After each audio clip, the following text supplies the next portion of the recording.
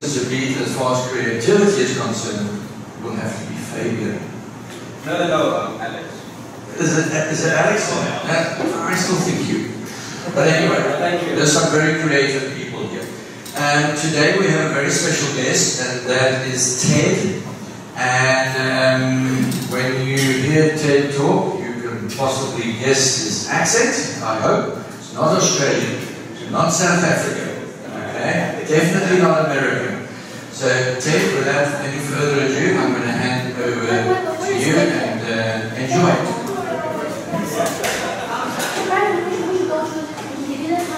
Alright. Good morning, everybody. Smaller crowd than I expected. You must have heard I had a 3-hour workshop this morning. Okay, my name is Ted. I've actually got a little introduction slide here. It's very brief.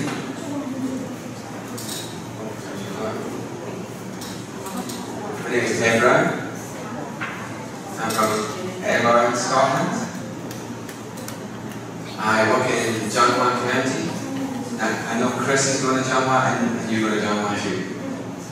And Fabian, I know you from Nashville. And I've been in Taiwan a long time, quite a long time. About 5 years I've been working in Taiwan. I would like to know just a little bit about you guys. So, who is fresh off the boat? Who has just arrived in Taiwan? So we're up to, okay, 1, 2, 3, 4, 5. So I've just arrived. Who's been here 1 year? 2 years? More than 2 years? Okay, so pretty much like everything that we're going to encounter, there's a complete mix of different experience, people who have done different things. And when you go to your school, you'll have to do completely different things from each other. Certainly I know Chris will do something probably completely different from the rest of you. Now, would you mind just introducing yourself so I can quickly forget your names? So, what is your name? Lauren? Sharon. Peter. Lauren, Sharon, Peter. Okay. Anthony. Emma. One more time. Leslie. Andy. Daniel. Zach. And maybe Chris. Okay, so what we're going to talk about today, I'm going to talk about a little bit of language learning theory, just a little bit. Another question I have for you guys, who has been a language teacher before? Who's done language teaching? Okay, so very few. So that's one of the things. Teachers often come from their home country where they were a teacher, and they come here to be a language teacher, and there are some parts of being a language teacher that are kind of different from just being a regular classroom teacher. So we'll talk about a little bit of that, and then we're going to talk about how I do my lesson plan, and some of the things that I've done in lessons, how I approach preparing for lessons, and then we'll talk a little bit about using technology. And again, I want to say, I'm going to show you some of the stuff that I've done. Your situations will all be different, you'll have different takes on things. So I'm not saying this is what you should do, it's just some ideas for you guys. You like the photo? I think it's a great picture. I don't know what I was doing. I think I was telling a story. Okay, so the first thing I'm going to talk about today is comprehensible input. Do you know what that's talking about? Hand up. Yeah? Okay, so Stephen Krashen, comprehensible input. I think this is an important thing to think about when you're a language teacher. Learn to draw meaning from patterns. And input is most important. Now people argue about that, but let's just say input is very important. I+1, the idea of I+1 is you're teaching just a little bit beyond their abilities, just some new things and some old things. Some things that the students are comfortable with and some things they need to learn. And the research shows that the second language is best acquired when the students are focusing on their meaning. Right? So they're doing something, they're not really thinking about learning language, they're thinking about what they're doing, whether it's a story, whether it's an activity or something like that. And I had a little note here. As I say, I don't know what you guys' experience is, but the patterns bit is kind of quite important. You often find the new teachers here, they will stand up in front of the class and they will start to the kids. And the kids here, it's important to think about how you're going to say what you're going to say, and try and be consistent in the things that you say so that the students can start to pick out the patterns and can start to understand the meaning. A lot of the teaching that I've done, I had to teach the same lesson over and over and over and over and over. So maybe you've got 20 classes in the school, they're all going to get lesson 1, and then they're all going to get lesson 2, and they're all going to get lesson 3. So you teach lesson 1 20 times. And what you find when you do it 20 times is you start to just use the same words in every single lesson, because you use the ones that work. You can see the students' faces, and if their eyes are glazed over, and they're not following you, you can adjust what you're saying. And by the time you get to the 20th time, it's a piece of cake, and they all understand you. So patterns are very important. So for catching, comprehension is supported by cues, gestures, pictures. You want to activate their prior knowledge, you want to find out what they know. You want to share things with the students in the classroom so they feel involved. You can have things around the classroom, group things that you can see and touch. And you know, brainstorms are very good because there will be in your classroom, there will be students here and there will be students there. And it's very difficult to plan a lesson that meet all of their needs. But if you can make the opportunity for this guy, is that Andy? Is that right? Anthony knows everything. So he can help you guys. You will listen to Anthony before you listen to me if you're students in the classroom. Because you know Anthony knows English, he knows the after school English club.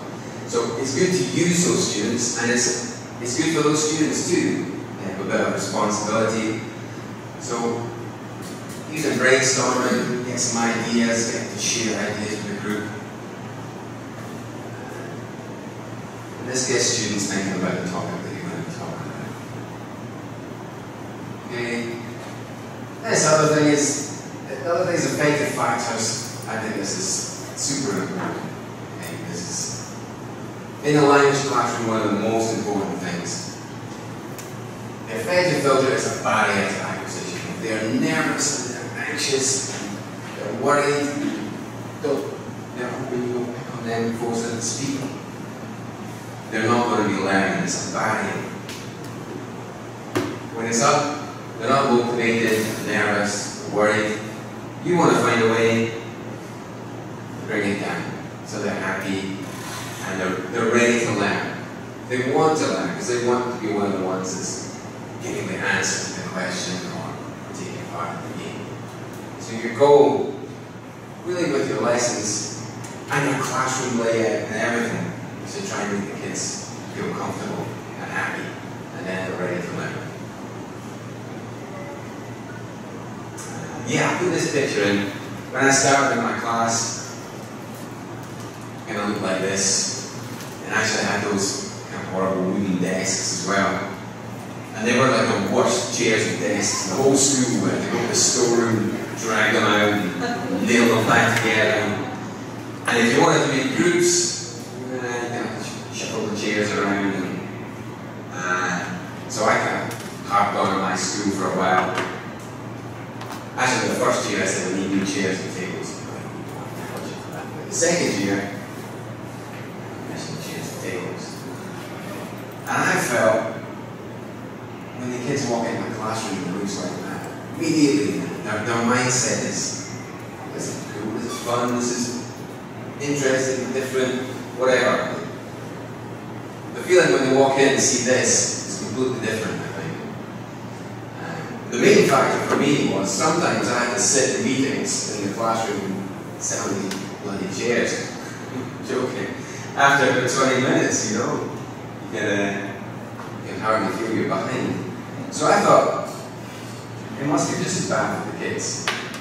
If you have a school and your classroom is like that, it's not beyond the realms of possibility that the school will buy new chairs and tables and you ask them, I really like these.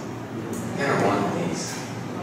Yeah, and they're flexible. I think they're expensive. Yeah, they're really comfy too. So see what you can do. I'm teaching at a new school this year, and that was the first thing that I said to them. We went into the classroom, we get new chairs and tables. But we did it. We got it in the budget. We said something like, for educational purposes, we're going to move stick the whole gap in the back of the chairs. A couple other things, just about this classroom layout. I bought these little IKEA coffee tables, so the kids can't hide behind the desk and they're sitting in the chairs, and they're all kind of open and facing it, they're like you are now. And it's a great way to have a class, and it makes them more likely to talk to each other if you're like this rather than if you're in a lecture theatre style. And also think about posters and wall displays. Just the sort of things that you think you would like to see if you were a kid. I have my giant Stephen Curry, which I really liked. Very briefly, a couple other language learning and theory things. Before I talk about this, I just want to say, you guys are the same as your students, as you know, you're all teachers. You've got about the first 10 or 15 minutes of the lesson where they will listen to you, and then they won't listen anymore. So this is the same. I'm telling you this while you're listening. I'm not going to read through all of this, but the idea of social constructivism and similar theories is that the students will learn from each other and they learn from the interaction. And even if they don't use English to work, to collaborate, to work together, it's still an excellent way for them to learn. So if you can think of activities where the students have to work together to achieve something, which you sort of start a recorder, a reporter, all that sort of thing that you might do in your school home, it's great for language learning. If you stand at the front, repeat after me, that they're no learning. So always think about this when you're creating your lesson plans. Okay, and this, for me, this is one of the key parts of language learning and designing and planning. And I always remember this Craig Walker. It's deep processing that brings about language learning. Not more frequency. Or language acquisition, rather. Deeper processing will make it go in there and stick. Not more practice.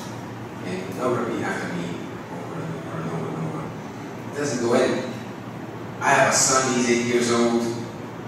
He's been in elementary for a couple of years. And, you know, they make them complicated characters, you know, the books. And it does work, they do learn it, but it takes an awful lot of time. And he just tells me, it's okay, I don't mind doing it, I just switch off my brain and don't even think about it. So, you want to find a way to have the kids do some deep processing, think about it. Maybe even to tell you why they made a decision.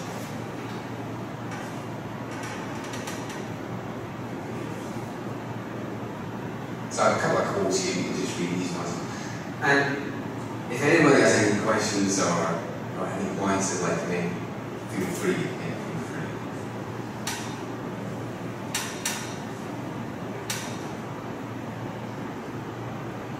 Okay, I think this one is pretty important.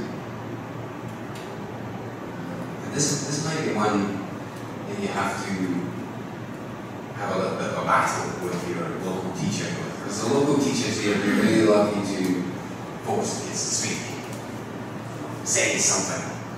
And if you go into class and do a lesson, when we go around the schools and do our lesson, we have feedback. So each time there's a feedback on what the teacher thought. And the feedback often says, could the children speak more? Now,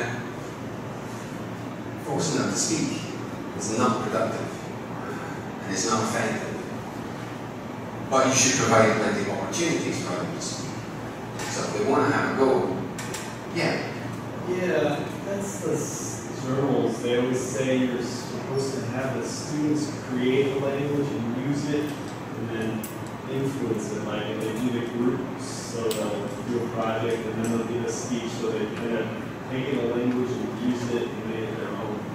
Yeah. But I don't know.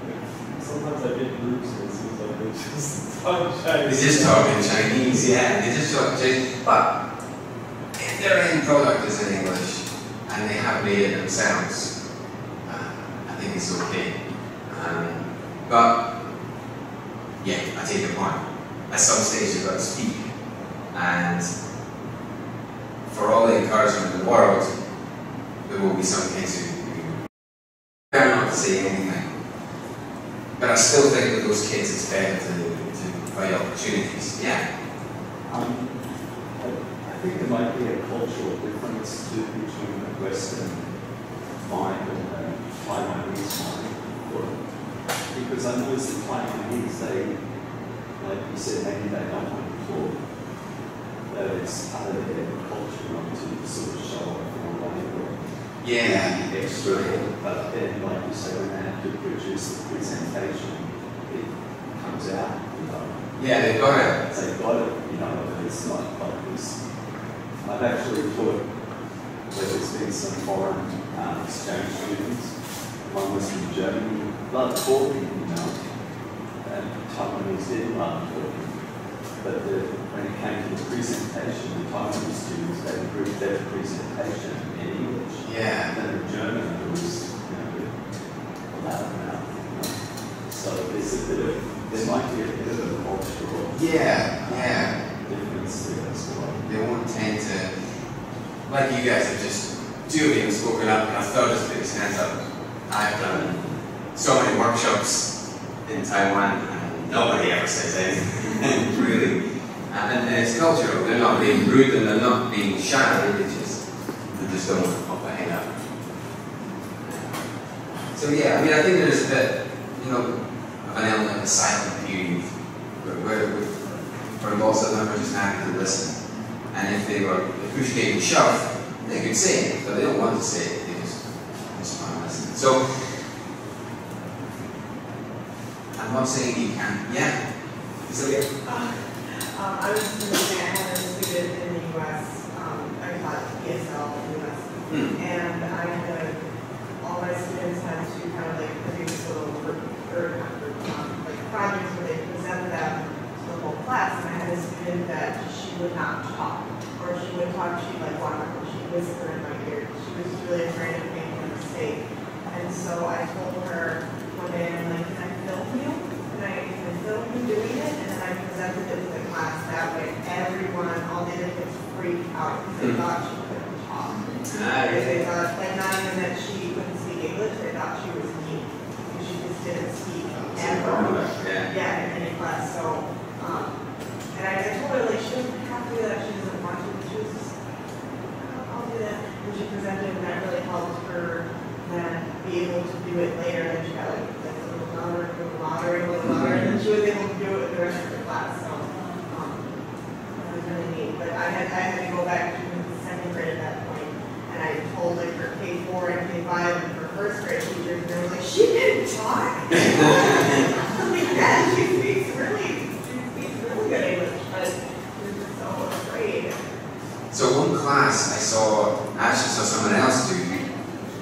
I'm sure I'll use it sometime. It was a little bit like that. And they did the English lesson. It was a final product, a presentation. And they did the English lesson in the computer lab, computer room. And the students, they had some pictures they showed them and some sentences they were going to talk about. And they let them just record them on the computer. We got a little voice recorder app on the computer. And they could record it, and then they were not happy, they delete it, record it again. And when they were finally happy, then they just saved it up and gave it. I think the teacher let us listen to 2 or 3, and we shared some of the good ones. But I thought it was a great idea, so let them practice saying it, and when no one's listening, and then once they're happy with it, then they can fire it off the teacher. So I think there are lots of different ways, but I don't like forced speech.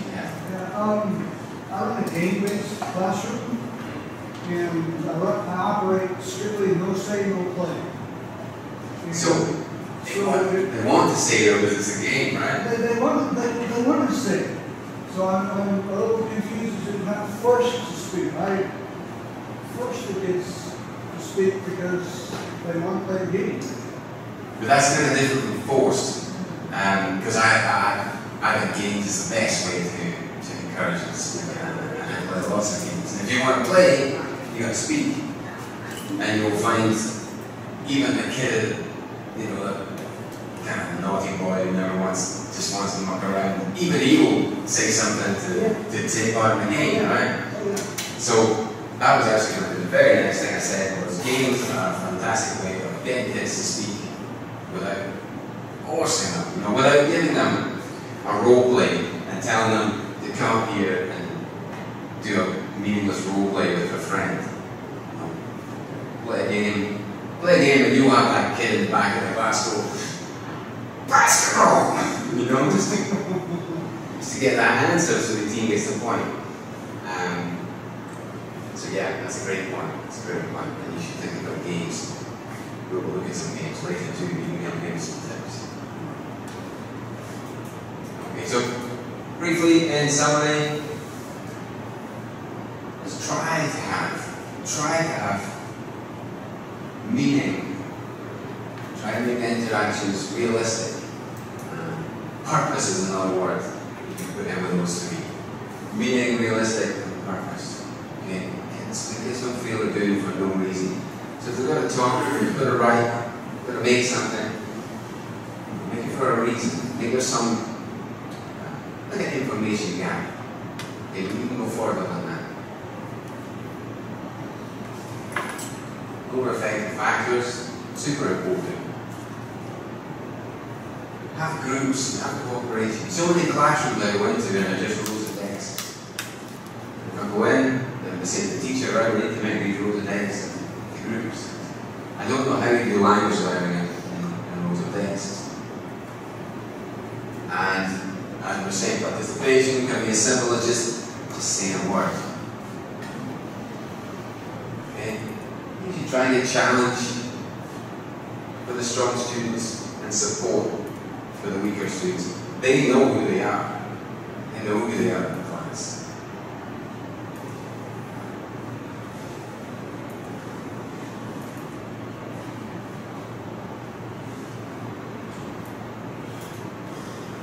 So that's what you want to think about.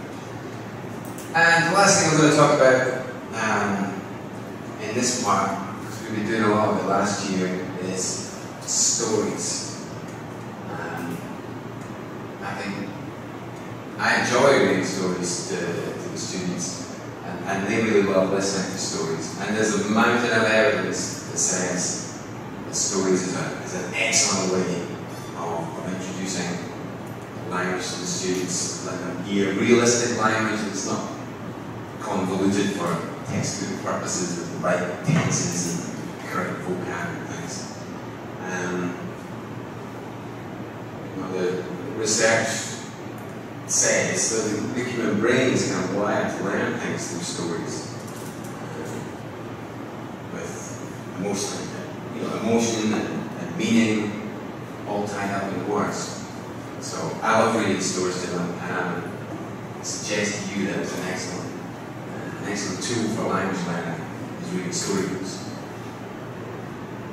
It's motivating, it's like it.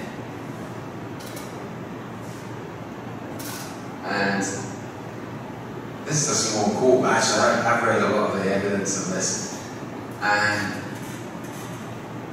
it's remarkable, the evidence of how efficient and the long-term retention of vocabulary and language that comes from storytelling.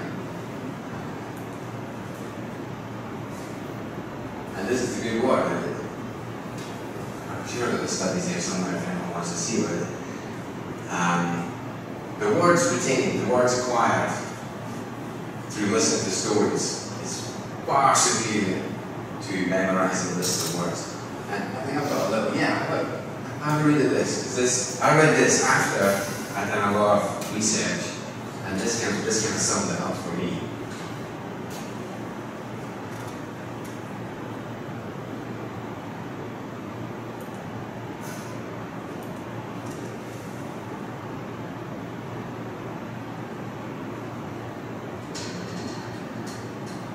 This is from a professor at National University.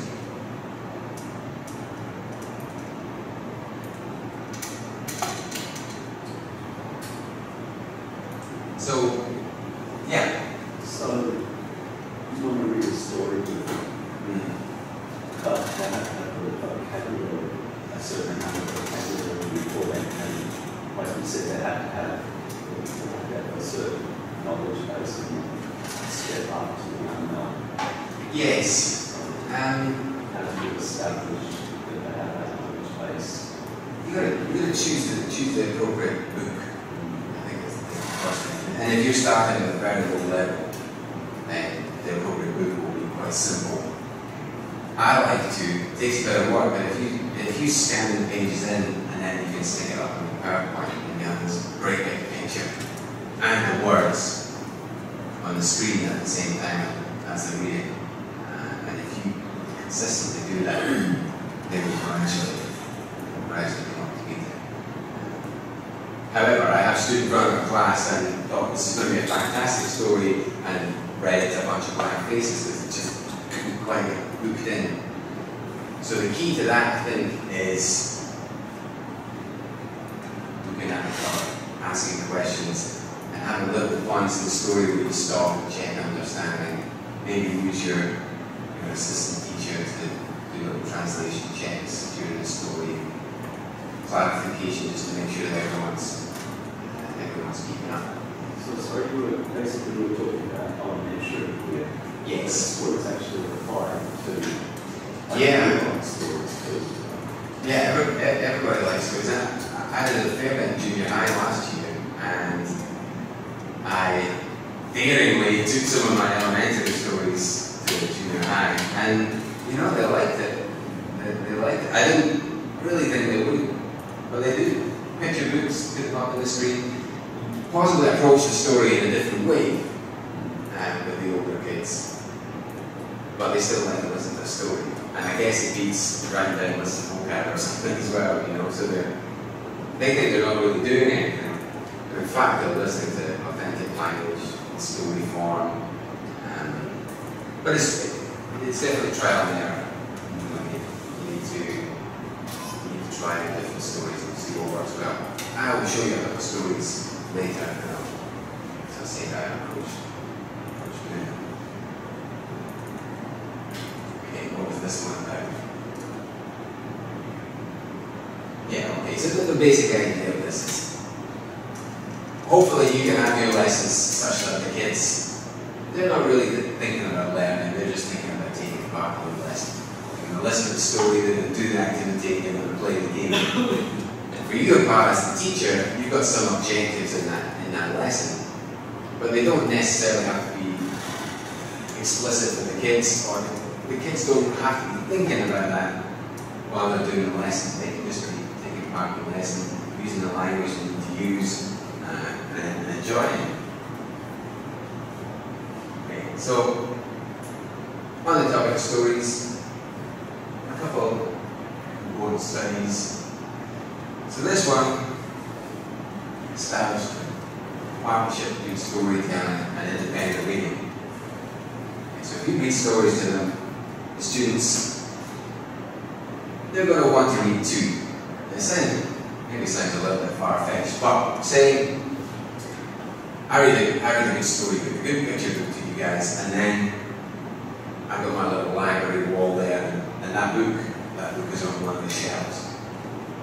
And the thinking behind this is, if you read a good book, then one of you is going to go up and get that book. If they have a reading time, if they have an opportunity to read, somebody's going to want to have a look at that book again. So, reading to the kids can encourage them to be keen to read by themselves. And this study here, Gavin Lee, this was a really interesting study, and this basically showed the language acquisition and three approaches. They just read a story with focus on the words, which was kind of what we were talking about, and they did a story with activities and things like that after it. And they found that the best retention of vocabulary came from just reading stories. No quizzes, no book reports, nothing like that. Just regularly read stories. And Benito Mason, who's a Japanese professor, researcher, found that the story listening word acquisition was about this rate.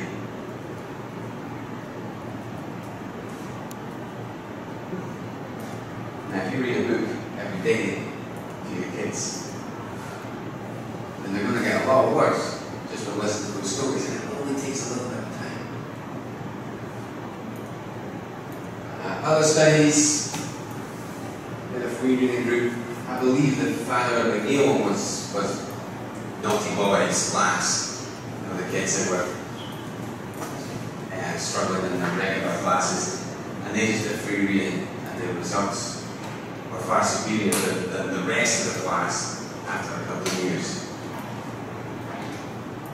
And finally, just a little quote with this one. They did a similar thing in Singapore, and they found that there was a lot of book sharing and lots of reading time and things like that, and they found that the kids that participated in that outperformed the regular students on tests. And the teacher simply can't help it, because they know it. They know it now from listening and reading to all these stories. You don't need to teach them these vocabulary or grammar. You can look into this yourself. I'm just raising this as I know Taiwan is having a focus on reading this year. It's one of the Ecoese things. So think about reading stories to your kids. Think about how you can best fit it into your lessons. This is the thing that we did last year. 5-minute reading. And all involved, the local teachers were highly skeptical. And all it involves really is having a pile of books that should be, that vary from, your bottom level to maybe above your top level. And you tell the kids, okay, we're going to choose a book, we're going to sit reading quietly for 5 minutes.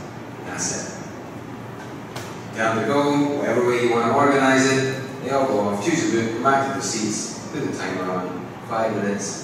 When the alarm rings, put your books away, go home with the lesson. And again, they really like it. Is not a lot of pictures, but this is pretty much what it was like. We did it for whole semester, and we did it in all the different schools as well. Chris, we went around the schools. So this wasn't your lovely home class. You do anything you asked them to. We were going out to home classes in schools. And just getting whatever books they had in the library and giving the kids a try this. And they respond pretty well. And they do say that for independent reading.